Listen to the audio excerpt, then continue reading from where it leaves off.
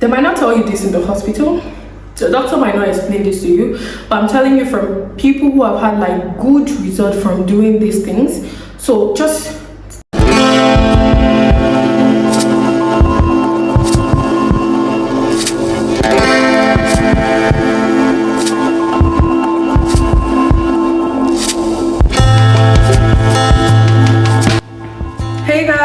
welcome back to my YouTube channel. My name is Idris Patience Aliza. I am a 26 years old medical student. If this is your first time seeing this face, please subscribe to my YouTube channel. That way it doesn't become your last.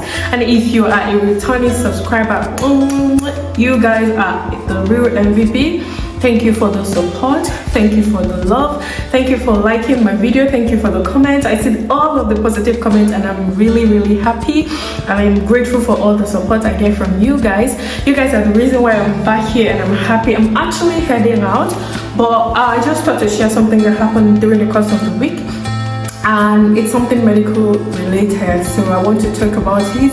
That way it doesn't, happen to you, or if there's anyone that is close to you that have this condition, you can be able to, give the person this advice or actually show the person this video and it can help the person. So without further much ado, let's just jump right straight into today's video. So in today's video, I'm going to be talking about hypothyroidism. So let me just give a definition. Hypothyroidism is basically a situation where your thyroid gland is not able to provide or to produce the necessary hormones that it should produce. The most important one are the thyroid 3 and 4, like T3 and T4. So some patients experience signs and symptoms like muscle aches, weight gain, even bradycardia, like very intense one, like severe ones. Some of them experience like slow heart rate, and some even experience constipation. So the patient came in with like a severe case of hypothyroidism, and the patient has been placed on this replacement thyroid drug. I'm going to come into that shortly. So she was diagnosed of hypothyroidism a few years ago, and she's been placed on her hormonal replacement therapy, which she's been taking, but she's been taking it the wrong way, and that is why I want to share this with you. So please, if you know anyone who has hypothyroidism and has been given the replacement therapy with levothyroxine, it doesn't matter what dose you're taking, so your doctor gets to tell you what dose you're going to be placed on after your blood work has been done. So the levothyroxine comes in different doses basically. So let's take for instance you're taking 75 or even 100 milligrams.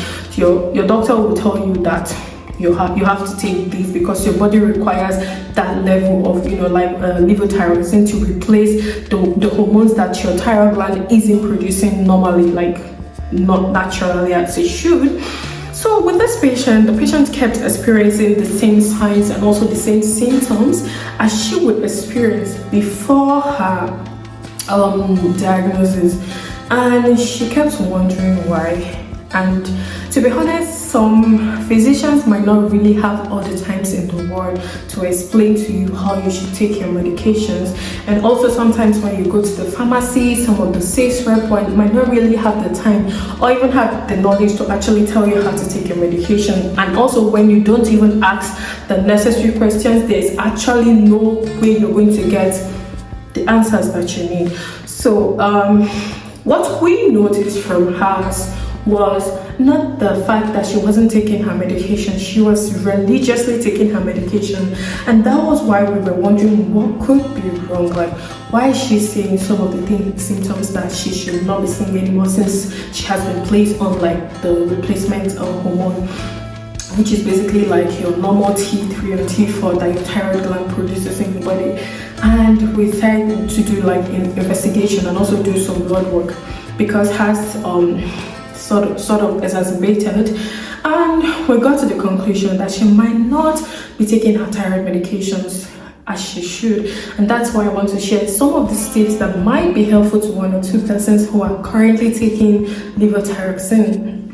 So number one will be not taking your thyroid medication alongside other medication. I know, right? So medications can be taken with other medication at the same time, but when it comes to thyroid medication, you have to take it separately. And let me tell you the reason why. Since your thyroid gland isn't producing enough, hormones as it should, your body is not getting it. So when you're taking this levothyroxine, your blood needs to absorb all of it. That way your metabolism and everything starts to function properly. But when you're taking it with every other drug, your body is taking all of it together and it's not absorbing enough of the levothyroxine, so it's not getting enough of the hormone into your bloodstream. So your body is not responding, it's not taking it enough, and that's why your body is responding to the stuff negatively, because it's not getting enough replacement for what your body isn't producing. And that is why you should not take levothyroxine alongside other drugs. So for this point, I'm going to give you like a tip, okay? Because there are also other side effects for some people, which I'm going to be talking about right now. Some people suffer from insomnia, so they deal with insomnia when they take levothyroxine, and this is not actually good, because you need enough sleep. You need at least 8 hours of sleep every day. So what I'm going to advise you to do is pick a different time. If you fall under the group of people that suffer from the inability to sleep at night after taking your levothyroxine, what I would do if I were in your shoes will change my medication time to morning, okay? And this is possible because that's the only time that you have if you're a very busy person, okay? If you can't do it at night, you can do it in the morning, like first thing in the morning when you wake up. And you might not even wait till you wake up. You can set your alarm, probably like 4 a.m. or 5 a.m. in the morning. Your alarm rings, you take your medication, and you go back to sleep. And the other thing is, in continuation to with the first point, please, it doesn't when I say don't take it alongside other medication, you should not also take it alongside food. Please do not eat immediately after taking your levothyroxine. Yes, your I don't know, I feel like levothyroxine is a very jealous drug. Yeah, so let me just use a relationship example. Levothyroxine is a very jealous lover. He's very jealous, so he needs that alone time with his love, with your body, so he can function optimally. So what I'm trying to say is, really, you can't eat immediately after taking your levothyroxine. Your body needs to know that something has entered into your body, and your bloodstream, you need to absorb it into your body. Like your bloodstream needs to absorb enough of that nitrate and T4, because your body is not producing enough of it. So what you do is, please give a time frame of 4 hours, okay? If you're doing it in the morning, this is great, okay? Maybe your breakfast time is 7 or 8 in the morning, or even 9. This is doable, because you can just pick between 4 and 5 in the morning. You set your alarm, you wake up and you take your drug. So before you're done or preparing or done for, what am I saying? Before you're ready to go to work, it's already 4 hours difference. So you can just easily take your levothyroxine and you're good. So you wait after taking it, also 4 hours after taking your levothyroxine, then you can now eat. I know some people will say it's good for you to take it even 30 minutes or 1 hour after eating. Like I said, it's a very jealous lover, so it needs an alone time for it to function very well. So you don't need to take anything, just if you want it to work.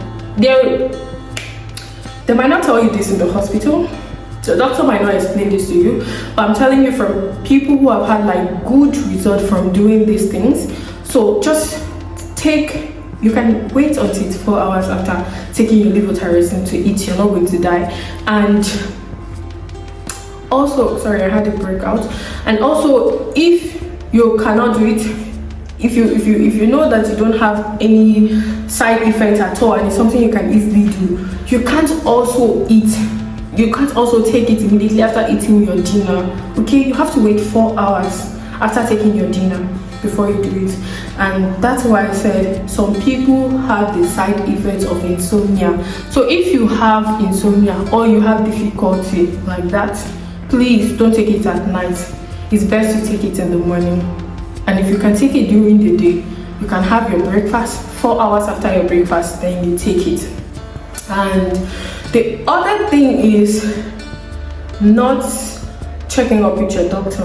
Okay, I know it's hypothyroidism, but you taking the hormone replacement drugs does not mean your body will have to be taking a particular dose forever. And one of the things, the sad thing that happens with people with hypothyroidism is the fact that they have to be taking this replacement hormone for the rest of their life. Yeah, it's not a big deal. It's not like the drug is very bad. It also has some other side effects that some people do experience, like scoliosis and the rest, but we don't pray for none of that to happen. But what I'm trying to say is always go for blood work. And there are people in nuclear medicine that are specialists when it comes to like your thyroid gland and everything, where the country where I am, we have those kind of doctors here, so you have to follow up with your blood work. And some advise that you come after every 3 months, and some advise after 6 months to get your blood work done. And the reason why this is important is because just because you're started off with 75 milligram of levothyroxine does not mean you have to continue taking 73 why 73 coming to my mouth? It doesn't mean you have to continue taking 75 or even 100 or even 50 milligram of levothyroxine when you started. And this is why I said please go for regular checkup, and your doctor will also advise you to always come for regular checkup, because it also reduces the risk of you developing hyperthyroidism. And this is because at this state of your body, your body is not, like I said, you know what hypothyroidism is already. Your body is not producing enough of those thyroid hormones, and you're replacing it with like synthetic hormones, right? So you're going to be going for regular blood work so as to know if that dosage is working very well and it's not causing any side effects in your body. Because some people, they will need to reduce their dose as the time goes by. Like for instance, if you were started off with 100 milligram, it might reduce to 75 and 50 and probably 25 and so on and so forth. So to prevent you from having the risks of hyperthyroidism in the future, that's why it's advisable that you follow up on your blood work appointments, because your doctor will have to check your blood and to know if you have enough thyroid hormone in your blood or you have too much of thyroid hormone. And when it is too much, then that will be managed. But if it is okay, your doctor will know what to do. And if it is maybe beyond what your body should be needing, then your doctor will reduce the dose of the thyroid hormone for you. Okay, so these tips are very, very important. If you don't want to be seeing those things that you're seeing, like those signs and symptoms while taking the medication, please, you have to follow all of these tips. Okay, and okay, this is not a medical advice. I'm just sharing what I know. Okay, so please always check with your healthcare provider. I am not your direct doctor, so just always check with your doctor and tell them what you're doing, so they will give an approval. Or okay, so with that being said, this has worked for millions of people, and according to the research I did, and she was told to follow the normal dose, and she continued the normal dose. But she was told to also change the time when she takes the medication. So this is very important. If you know anyone who is suffering from hypothyroidism, it is not a death sentence. It's something that can be managed. We are thankful for the scientific ideas that we have, and also the improvement in technology, medical technologies. We now have a replacement hormone called the levothyroxine, and also other hormones that we use to fight hypothyroidism, or even people with hypothyroidism or Hashimoto thyroiditis, different thyroid malformations or malfunctions can be treated. Okay, if it is not severe, if it's something that can be managed, it can be managed. If it's something that needs surgical intervention, then surgery can be done. So please share this video with anyone who you know might be, taking levothyroxine.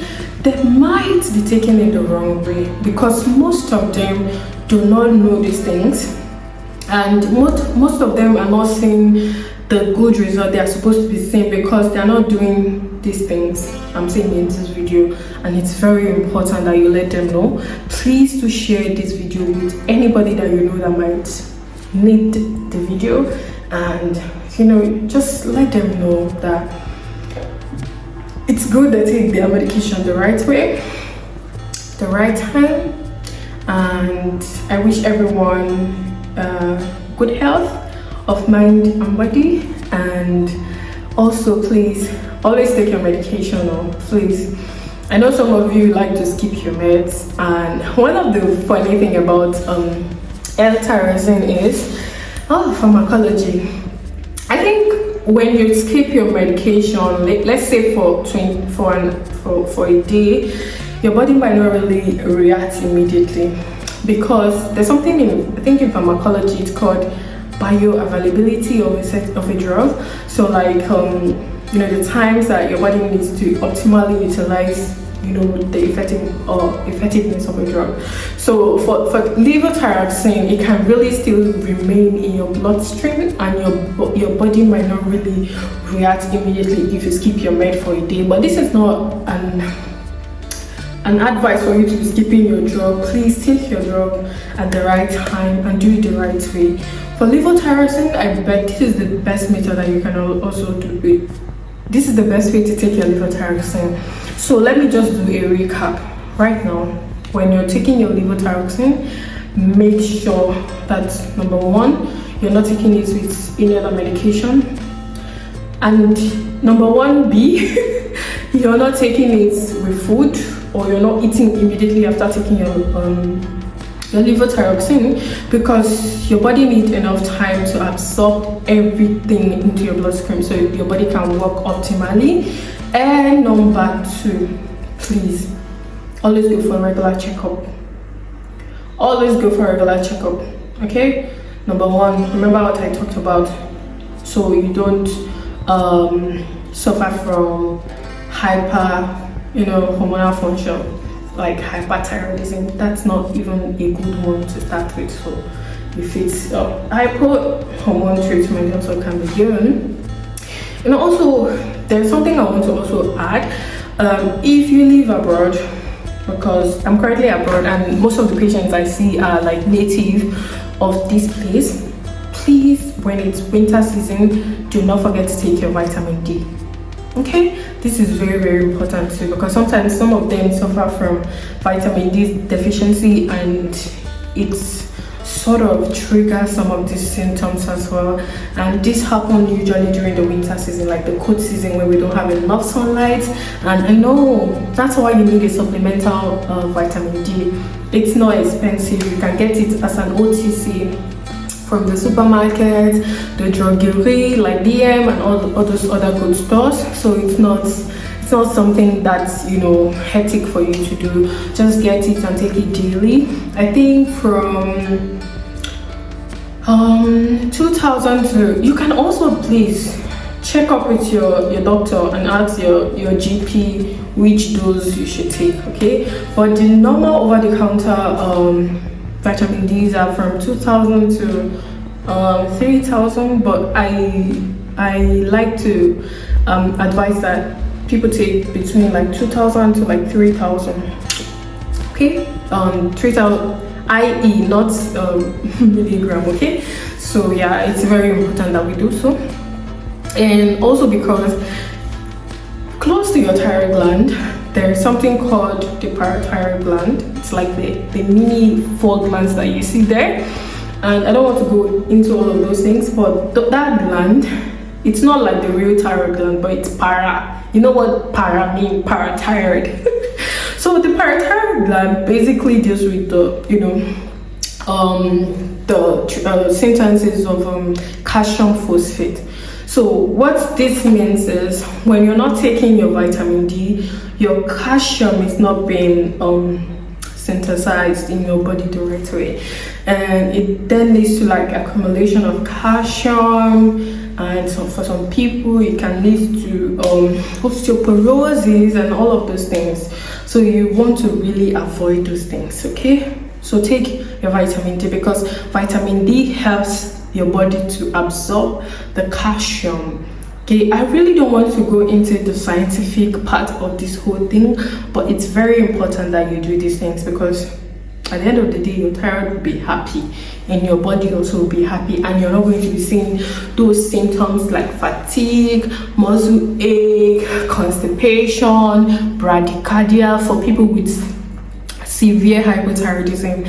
And yeah, I wish everyone good health, and I hope you're still healthy. I love you all.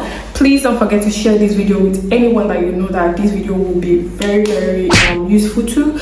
And please always subscribe if you're new.